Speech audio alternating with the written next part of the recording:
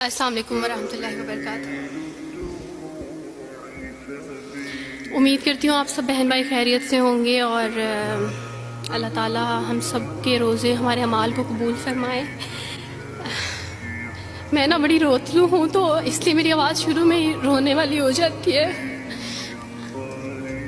ہاں، میں وہی انسان ہوں جو وارث ماموں کے لیے بد دعائیں کرتی تھی، لیکن میں ابھی پیچھے ایک بچی کو بتا رہی تھی کہ وارث ماموں اپنی جھولی اٹھا کے راتوں کو دعائیں کرتے ہوتے تھے کہ چاند اسلام قبول کر لے، تو دعائیں کبھی رد نہیں جاتی۔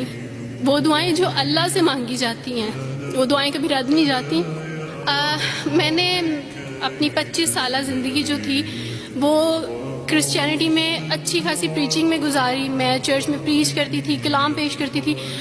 ایک آپ کہہ لیں کہ کٹر مسیحی تھی میں، اور ایسی مسیحی تھی جو وارث ماموں کو یعنی بولنے نہیں دیتی تھی فیملی میں۔ جب مجھے پتہ چلتا تھا کہ آج وارث ماموں فلاں فیملی میں وزٹ کر کے گئے ہیں، میں اس گھر میں پہنچ جاتی تھی۔ اس سے پہلے کہ وارث ماموں کی باتیں ان کے ذہن پہ اثر کریں، مجھے خدا کا کلام پیش کرنا ہے، ان کے گھر پہ جا کے دعا کرنی ہے تاکہ شیطان اپنا کام نہ کرے، بیکاز میرے نزدیک وارث ماموں جو کام کر رہے تھے وہ شیطان کا کام تھا، کیونکہ وہ خداوند سے دور کر رہے تھے میرے لوگوں کو۔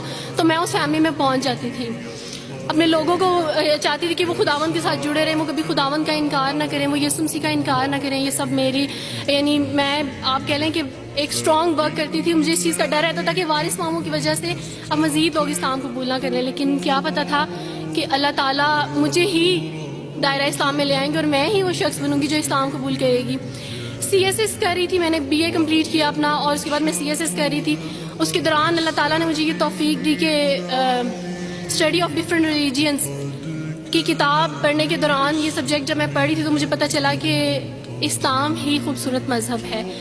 اچھا، آپ یقین جانیں وارث ماموں رمضان میں قرآن پاک ڈسٹریبیوٹ کرتے تھے اور راشن دیتے تھے، تو میرے بھائی کے ایک جہاں ڈیوٹی کرتے ہیں وہاں ایک انکل تھے، گارڈ تھے، ان کے لیے قرآن پاک لے کے ان سے رکھا ہوا تھا اور راشن بھی لے کے رکھا ہوا تھا، اور میں اس قرآن پاک کو نا چھپا کے اپنی سیف میں رکھتی تھی اور ڈرتی تھی کہ کسی دن میں اس کو کھول نہ لوں۔ اکثر ایک دو دفعہ پکڑا کہ کھول کے دیکھوں تو صحیح، کوئی نہ کوئی غلطی تو ہوگی نا اس قرآن میں بھی، یہ تو بڑی باتیں کرتے ہیں بائبل کے بارے میں، کچھ نہ کچھ تو ہوگا۔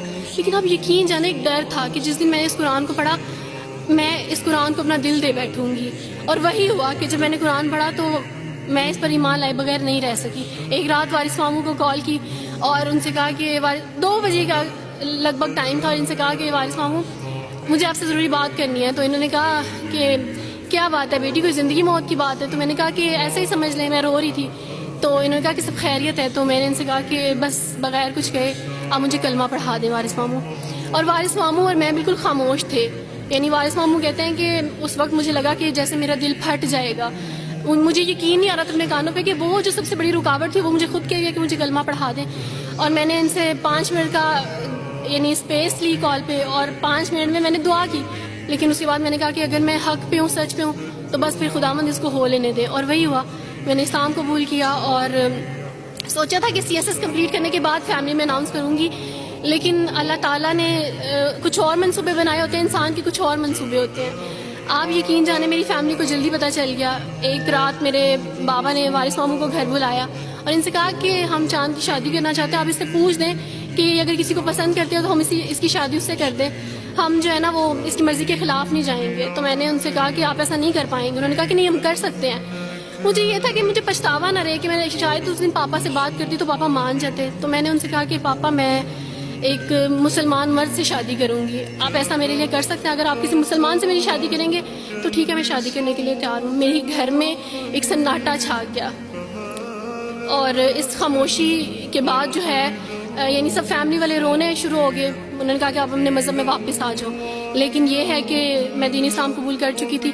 آپ یقین جانے جس طرح لوگ مختلف ہیں اسی طرح ان کے مسائل بھی مختلف ہیں۔ مجھے مینٹلی بے انتہا ٹارچر کیا گیا، مینٹلی مجھے یعنی اس چیز کا احساس دلوایا گیا کہ ماما پاپا روتے ہیں۔ میرے پاپا نے آپ یقین جانے خود کو پھانسی لگانے کی کوشش کی میری آنکھوں کے سامنے، میری ماما نے خود پہ پیٹرول ڈال دیا اور خود کو جلانے کی کوشش کی میری آنکھوں کے سامنے، اور میں اپنے روم میں بیٹھی یہ کہتی تھی کہ اللہ اگر میں حق پہ ہوں نا تو میری فیملی کو کچھ نہیں ہونا چاہیے۔ پھر بہرحال مجھے میری فیملی سے نکال دیا گیا، یہ اس ڈر سے کہ میری وجہ سے دوسرے بہن بھائی بھی اس راہ پہ نہ چلے جائیں، اور وارث ماموں کو بلا کے مجھے گھر بھیج دیا گیا، ان کے گھر بھیج دیا گیا۔ جب میں گھر سے آ رہی تھی تو وارث ماموں نے کہا کہ بیٹی اگر آپ کا کوئی سامان ہے تو آپ لے لیں۔ تو میں نے ان سے کہا کہ اس گھر سے صرف ایک ہی چیز میرے ساتھ جا رہی ہے اور وہ ہے میرا نام جو ماما پاپا نے مجھے دیا تھا. میں چاند رات میں پیدا ہوئی تھی اس لیے انہوں نے میرا نام چندہ رکھا تھا. بس وہ نام لے کے آئی. آپ یقین کریں ہمیں کہا جاتا ہے جبرن اسلام قبول کیا جاتا ہے. اسلام قبول کرنے کے بعد وہ جبر کیا جاتا ہے کہ آپ سوچ بھی نہیں سکتے.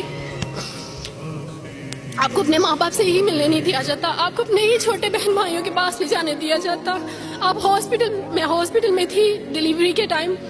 آپ یقین جانے میرے پاس کوئی بھی نہیں تھا جو مجھے بیڈ سے اٹھا کے بٹھا سکتا. ایسے موقع پہ مجھے اپنے اپنوں کی ضرورت تھی لیکن میرے اپنوں کے جبر نے میری ماما کو مجھ سے دور رکھا. میرے بہن بھائیوں کو میرے کرسچن کولیگس نے ہی میری فیملی کو پریشرائز کیا کہ اس کو فیملی سے نکال دیں کیونکہ اگر آپ اس کو ملیں گے تو مزید لوگ بھی عبدالوارث کی طرح چندہ کی طرح اسلام قبول کریں گے. میں نا ہاسپٹل میں لوگوں سے کہتی تھی کہ مجھے بیڈ سے اٹھا کے بٹھا دیں. سیزیرین کے بعد میں اٹھ نہیں سکتی. میرا بیبی رو رہا ہے, کوئی مجھے بیبی پکڑا سکتا ہے.